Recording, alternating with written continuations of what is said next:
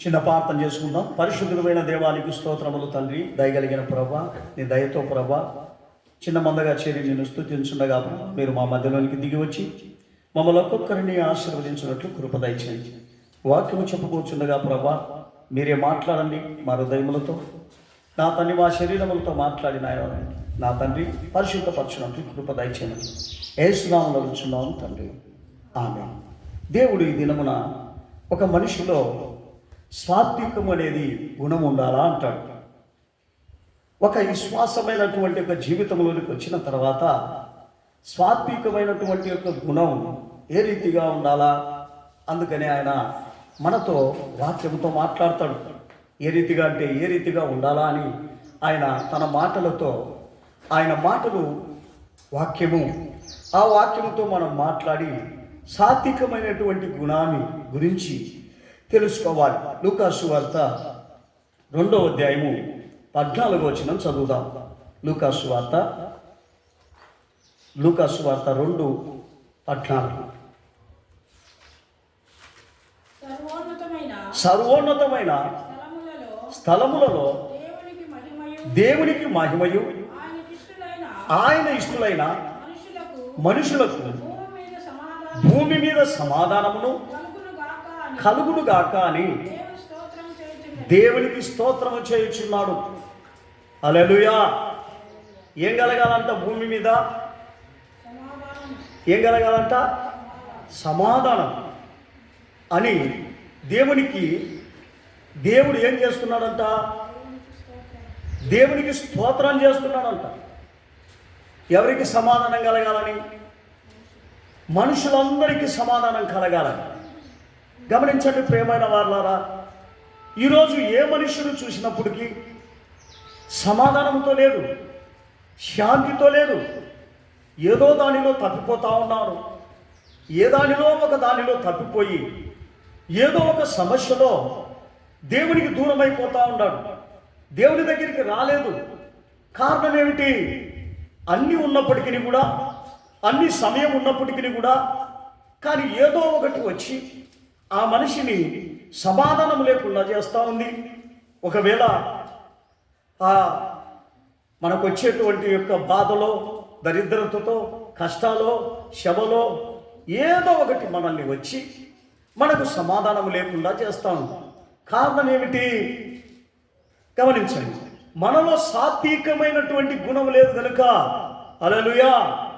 సాత్వికమైన గుణం ఉన్నట్లయితే మనల్ని ఎవరు ఏమి కూడా, ఈ యొక్క దురాత్మలు మనల్ని మరి సమాధానం లేకుండా చేయలేవు.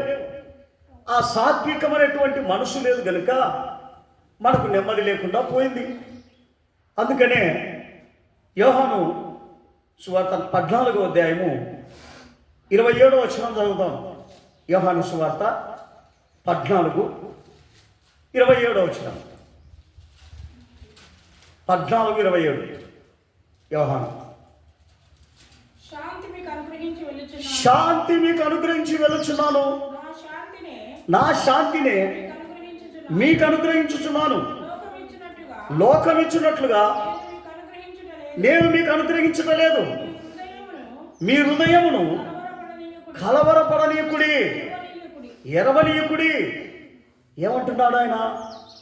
చెప్పండి ప్రియమైన వారలారా, ఒక విశ్వాసములోనికి వచ్చిన తర్వాత యేసుప్రభు అంటున్నాడు, ఈ లోకము నీకు శాంతి లేదు, లోకము నీకు నెమ్మది ఇవ్వదు, లోకము నిన్ను కాపాడలేదు, కానీ నా శాంతిని నేను ఇచ్చిపోతున్నాను అంటున్నాను.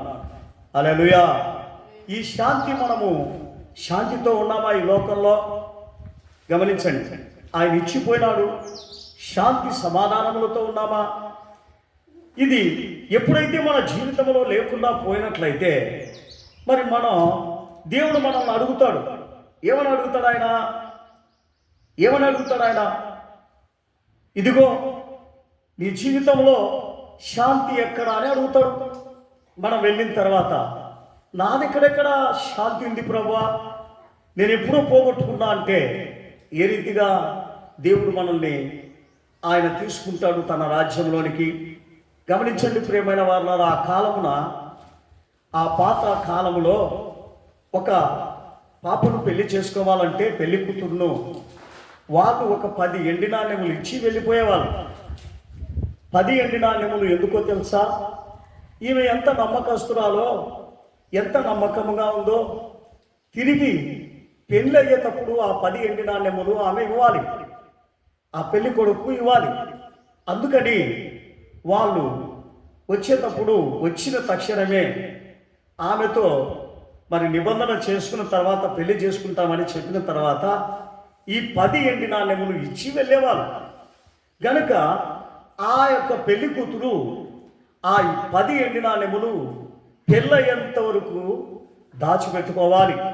గమనించండి ప్రియమైన వారలారా, మరి దాచిపెట్టుకోకుండా పోగొట్టుకున్నట్లయితే అప్పుడు ఆ పెళ్లి కొడుకు వచ్చి ఒక్క ఎండి నాణ్యమును కూడా పోయిన ఎడల ఆ పెళ్లి కొడుకు ఆమెను చేసుకోడు. గమనించండి.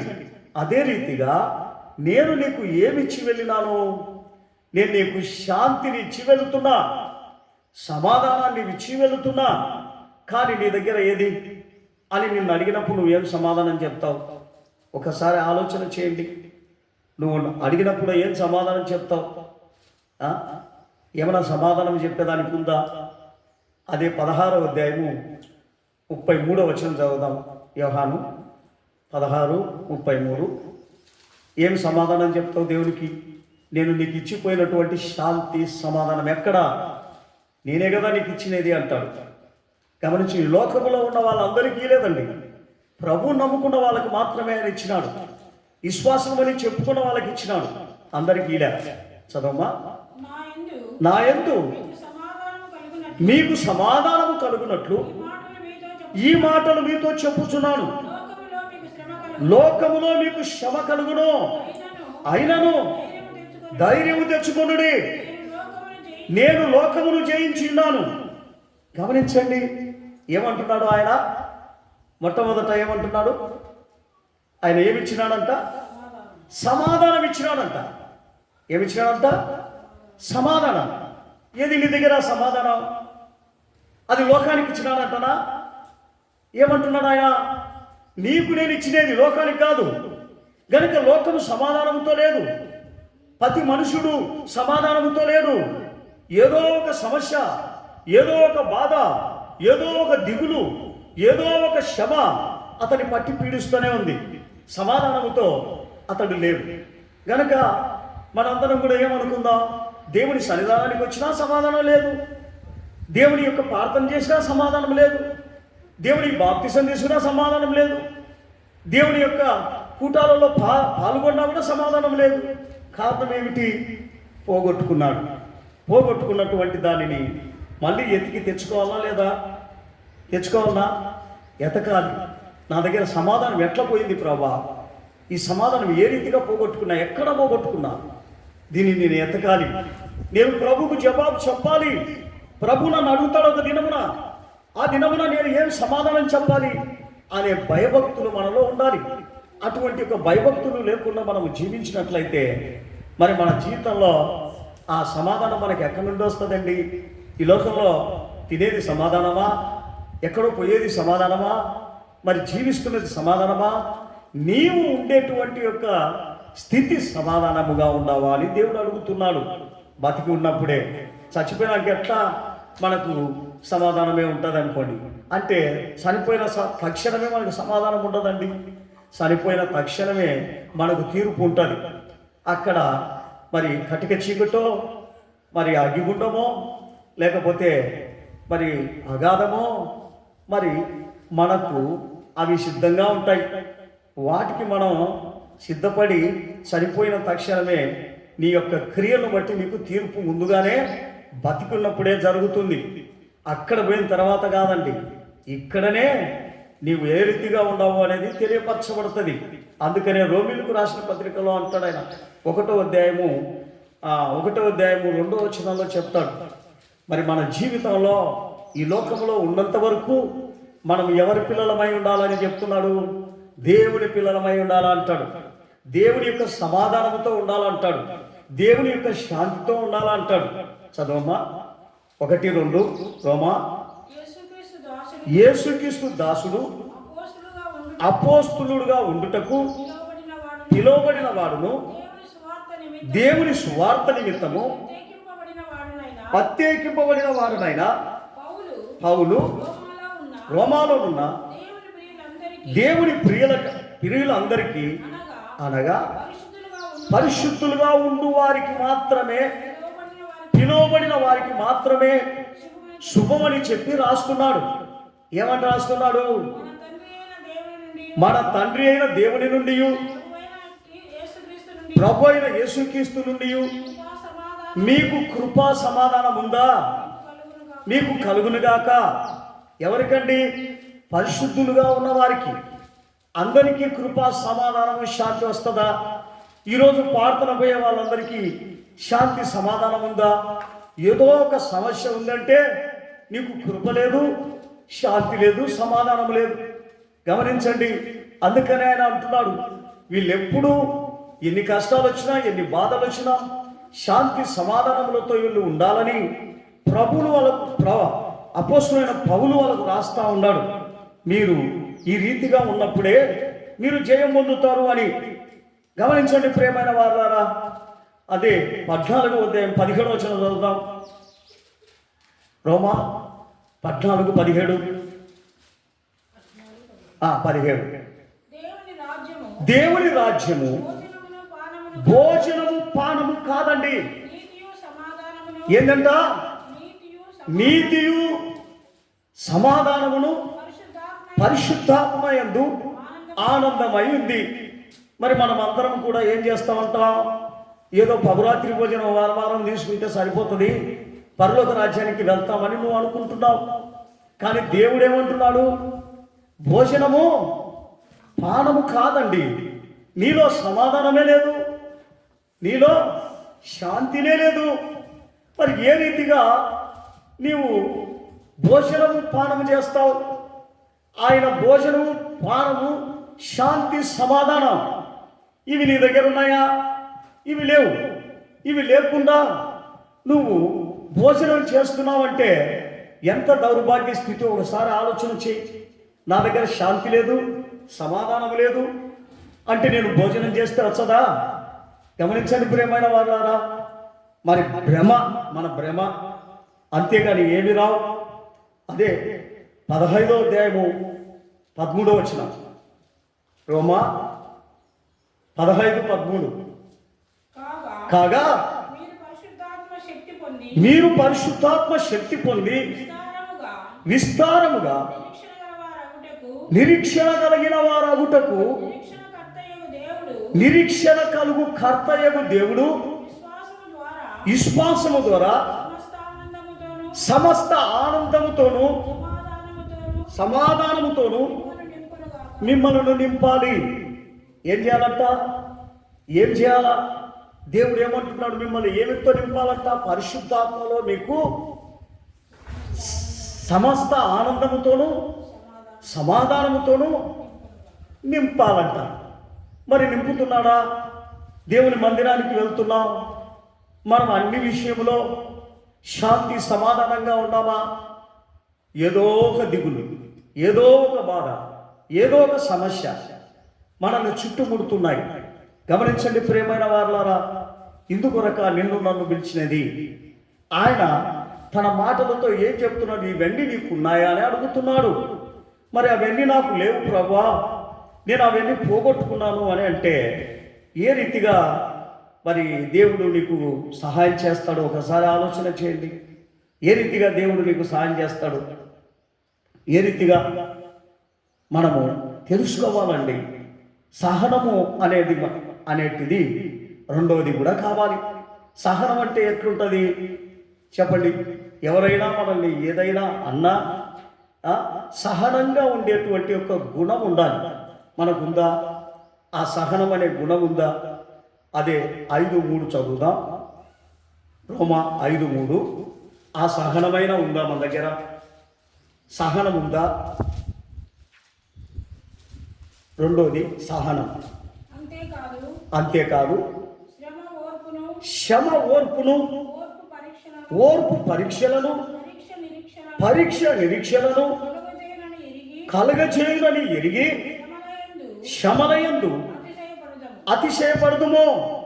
గమనించండి, ఆ సహనం ఉందా, ఓర్పు ఉందా నీ దగ్గర? దేవుని బిడ్డవైతే ఒక్కరు ఒక మాట అంటే ఓర్చుకోలేదు.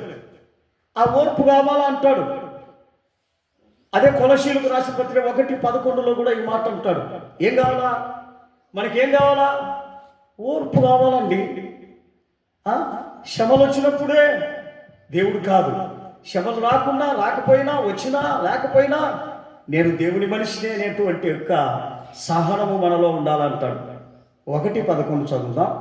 కొలసి 1:11. 1:11. అందుచేత ఈ సంగతి నేను వినిన నాట నుండి మేమును మీ నిమిత్తము ప్రార్థన చేయుచు మానక మీరు సంపూర్ణ జ్ఞానము పొందు వరకు ఆత్మ సంబంధమైన వివేకము కలిగిన వారుగాను ఆయన చిత్తమును పూర్ణముగా గ్రహించే వాళ్ళముగా ప్రతి సత్కార్యములను సఫలులగుతూ దేవుని విషయమైన జ్ఞానమందు అభివృద్ధి పొందుచు అన్ని విషయములలో ప్రభువును సంతోషపెట్టునట్లు ఆయనకు తగినట్లుగా నడుచుకొనవలెనని ఆనందముతో కూడిన సంపూర్ణమైన ఓర్పును దీర్ఘశాంతమును కనపరచునట్లు ఆయన మహిమ శక్తిని బట్టి సంపూర్ణ బలముతో బలపరచబడవలెనని తేజోవాసులైన పరిశుద్ధుల స్వాస్థ్యములో పాలివార మగుటకు మనలను పాత్రులుగా చేసిన తండ్రికి మీరు కృతజ్ఞతాస్తుతులు చెల్లింపవలెననియు మిమ్మలను బతిమలాడుకొనుచున్నాము. హల్లెలూయా. ఎవరికి కృతజ్ఞతాస్తుతులు? దేవుడు మనకు చేసినటువంటి ఇటువంటి యొక్క కార్యములను బట్టి మనము దేవునికి నిత్యము కృతజ్ఞతాస్తుతులు చెల్లించే వాళ్ళమై ఉండాలా అంటాడు. గమనించండి ప్రియమైన వాళ్ళారా, ఇటువంటి యొక్క గుణగణాలు మనకు ఎప్పుడైతే లేకుండా పోతే, ఇచ్చినప్పుడు దేవుడు, ఇయ్యనప్పుడు దేవుడు, అన్ని పెట్టినప్పుడు దేవుడు, అన్ని పెట్టనప్పుడు దేవుడు కాదంటే అది ఎట్లయితుంది?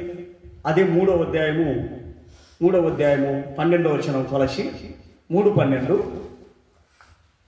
కాగా దేవుని చేత ఏర్పరచబడిన వారును పరిశుద్ధులను ప్రియులునైన వారికి తగినట్లు మీరు ఏముండాలంట? జాలి కలిగిన మనసును, దయాలత్వమును, వినయమును, సాత్వికమును, దీర్ఘశాంతమును ఏం చేసుకోవాలంట? ధరించుకోవాలంట. మనకున్నాయా? దేవుడిచ్చినటువంటి యొక్క స్వభావాలు మనకున్నాయా? హెబ్రీలకు రాసిన పత్రిక 6:12 చదువుదాం. హెబ్రీలకు రాసిన పత్రిక 6:12. మనం ఇవన్నీ కూడా ఒక విశ్వాసంలో ఉండాలంటున్నాడు. ఏదో ప్రార్థనకు వచ్చే సరిపోదు, ప్రార్థన చేసే సరిపోదు. మరి ఈ స్వభావాలన్నీ మనకు ఉండాలని చెప్తున్నాడు దేవుడు. ఇవన్నీ మనకు అవసరం లేదంటే ఎట్లా? చదవండి హెబ్రీలకు రాసిన పత్రిక 6:12. మీరు మాంద్యులు కాక విశ్వాసము చేతను ఓర్పు చేతను వాగ్దానములను స్వతంత్రించుకుని వారిని పోలి నడుచుకున్నట్లుగా మీలో ప్రతి వాడును మీ నిరీక్షణ సంపూర్ణమగు నిమిత్తము మీరిది వరకు కనపరిచిన ఆసక్తిని తుదమట్టుకు కనపరచవలనని అపేక్షించుచున్నాను. ఏదో కొన్ని దినాలు వచ్చి నాకు అక్కడ సరిపడలేదు అని మనం విడిచిపెట్టడం కాదంట అండి. మనము తుదమట్టు వరకు, మన కంఠములో ప్రాణం ఉన్నంత వరకు మనము దేవుడు చెప్పినటువంటి యొక్క మాటలను, వాక్యమును మనం ఆలోచన చేస్తూ మనము సహనము ఓర్పు కలిగి ఈ యొక్క మార్గములో జీవించాలని నిన్ను నన్ను పిలిచినానండి. ఆ పిలుపుకు తగినట్లుగా నువ్వు నడవాలని నిన్ను హెచ్చరిక కూడా చేస్తున్నాడు వాక్యముల ద్వారా.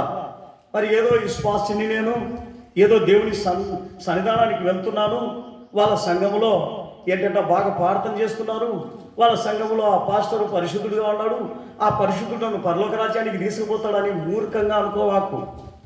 ఆ పాస్టర్ నిన్నేం చేయలేడు, ఆ బ్రదర్ నిన్నేం చేయలేడు. నువ్వే పరిశుద్ధంగా ఈ గుణగణాలన్నీ తెచ్చుకోవాలి. గమనించండి, వాళ్ళకుంటే వాళ్ళు పరలోకానికి పోతారు, నీకు ఉండాలి కదా. నువ్వు ఆ సంఘానికి పోతే ఆ సంఘం ఎత్తబడిపోతుందని మూర్ఖంగా ఆలోచన చేయొద్దు.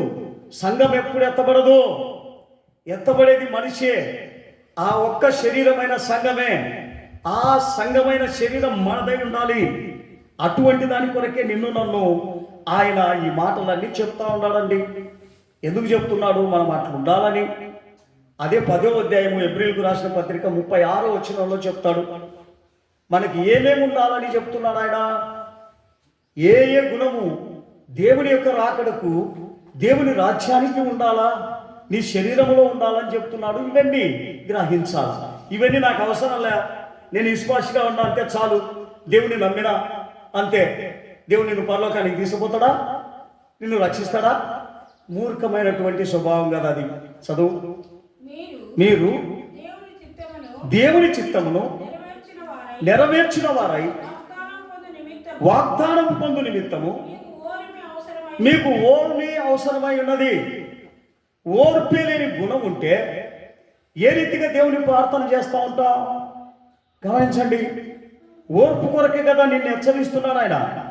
ఆ ఓర్పు నా దగ్గర లేదు ప్రభా అంటే దేవుని బిడ్డవు అవుతావా? దేవుని బిడ్డవు. ఓర్పు చూపించమంటున్నాడు. ఓర్పు చూపించకపోతే ఏ రీతిగా విశ్వాసమే నువ్వు చెప్పగలుగుతావు? ఏ రీతిగా ఈ లోక ప్రజలకు కనపడతావు? ఆ ఓర్పు అనేది నీ దగ్గర ఉండాలంటాడు. అదే 12 మొదటి వచనం చదువు. 12 మొదటి వచనం, అదే ఎబ్రీలు 12 మొదటి వచనం. 12 మొదటి వచనం.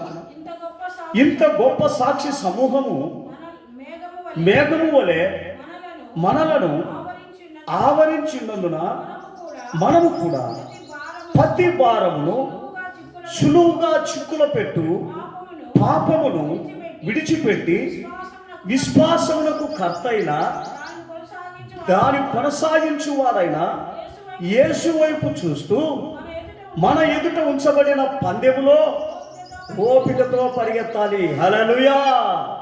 ఏమిట్లో పరిగెత్తాలంట? విశ్వాస జీవితానికి ఓపిక కావాలండి, విశ్వాస జీవితానికి సహనం కావాలండి. ఇవన్నీ ఏమి లేకోకుండా నేనేదో విశ్వాసినైనా కోపగించుకుంటా, ఏంటంట చెప్పిన మాట వినను, చెప్పిన మాటకు వ్యతిరేకంగా జీవిస్తా, మళ్ళీ నేను ప్రార్థన చేస్తున్నానంటే అది నీ మూర్ఖతనమే. ప్రతి విషయంలో ఓర్పు ఉండాలి, ప్రతి విషయంలో సహనం ఉండాలి, ప్రతి విషయంలో శాంతి సమాధానాలు ఉండాలి. ఇవన్నీ నాకేం అవసరం లే, ప్రార్థన పోతా ఉన్నాను, దేవుడే నన్ను పరిశుద్ధపరచాలి, దేవుడే నన్ను రక్షించాలి. ఎంత దౌర్భాగ్య స్థితి ఒకసారి ఆలోచన చేయి. యొక్క శరీరంలో ఆ స్వభావం ఉన్నట్లయితే. యాకోబు 1వ అధ్యాయము యాకోబు 1:3-4 చదువుదాం మనం. 1:3-4. నా సహోదరులారా, మీ విశ్వాసమునకు కలుగు పరీక్ష ఓర్పును పుట్టించునని ఎరిగి మీరు నానా విధములైన శోధనలలో పడినప్పుడు అది మహానందమని ఎంచాలంట. గమనించండి, మనకు శోధనలు వచ్చినప్పుడు ఏం చేయాలంట? మహా ఆనందపడాలంట. అయ్యో శోధన వచ్చింది, ఆనందం దేవుడు, నేను విశ్వాసగా ఎందుకు పోతే అని మనం దేవుని శపించి మనల్ని మనం శపించుకొని మనం విడిచిపెడితే అది దేవుని చిత్తమా? అది దేవుని యొక్క మార్గమా? దేవుని విశ్వాసమా? ఈ గుణాలన్నీ లేకోకుండా దేవుని యొక్క సన్నిధానానికి పోతే దేవుడు నిన్ను కాపాడతాడా? దేవుడు నిన్ను రక్షిస్తాడా? ఒకసారి ఆలోచన చేయి. ఈ స్వభావాలన్నీ నీ దగ్గర ఉండాలా అంటున్నాడు. ఇవన్నీ నేను ఇచ్చినట్టు అని ప్రభు చెప్తున్నాడు. ఏది నీ దగ్గర? ఇటువంటి గుణాలన్నీ ఇవేవి లేకోకుండా నీ జీవితాన్ని నాశనం చేసుకొని నా దగ్గరికి వచ్చి ఏడిస్తే ఎట్లా? అన్నీ పోగొట్టుకొని నా దగ్గరికి వచ్చి నువ్వు అడిగితే నేను పొందొస్తాను ఇవ్వాలా? నీకు పదే పదే ఇవ్వాలా? నేను ఒకసారి ఇచ్చినా నీకు వాటిని జాగ్రత్తతో నమ్మకంతో వాటిని నువ్వు పెట్టుకోవాలా అంటున్నాడు. అటువంటి ఒక నిరీక్షణ నీలో నాలో ఉండాలని దేవుడు మనతో హెచ్చరిస్తున్నాను. దయచేసి మోకరించి, ప్రభు నా జీవితంలో ఇటువంటి యొక్క విశ్వాస జీవితానికి సహనము ఓర్పు నా దగ్గర ఉందా ప్రభువా? ఒక్కసారి నువ్వు చూడు. ఇదిగో నా తండ్రి, శాంతి సమాధానాలు నా దగ్గర లేకపోతే, ఓర్పు సహనము నా దగ్గర లేకపోతే నేను ఏ రీతిగా విశ్వాసన అవుతాను ప్రభా? నా తండ్రి, నా ప్రేమనే కదా గనక దయచేసి అందరము దేవునికి మన పెడదాం. ప్రభుని ప్రేమ కథ నా జీవితం మార్చినది, నీ స్థితికి నడిపినది. ప్రభుని ప్రేమ కథ నా జీవితం మార్చినది, నీ స్థితికి నడిపినది. దేవుడా నిన్ను స్తుతింపం, ఆనందమును అవితులు, అనుదినం నిన్నే స్మరింతును. ప్రభుని ప్రేమ కథ నా జీవితం మార్చినది, నీ స్థితికి హల్లెలూయా. ప్రభుని ప్రేమ కథ నా జీవితం మార్చినది, నీ స్థితికి నడిపినది. ప్రభుని ప్రేమ హల్లెలూయా, హల్లెలూయా, హల్లెలూయా. యేసయ్యా నీకు స్తోత్రం, స్తోత్రం, స్తోత్రం. ఇంతవరకు మనతో కూడా దేవుడు ఉన్నందుకై దేవునికి స్తోత్రం చేస్తాను. ప్రార్థన చేస్తాం.